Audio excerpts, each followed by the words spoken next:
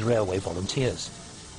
Today's engine is a Great Western Manor, a junior relative of the mighty kings that once worked the Cornish Riviera Express. Clive's daughters are working their way up towards the day when they too will be qualified drivers. Their dad knows he's had a good run for his money.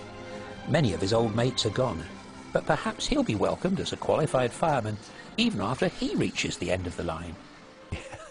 Unless there's a steam engine in heaven, and I think really there's unlikely to be steam engines in heaven, although most of my mates might be up there. We can talk about steam engines if I get there.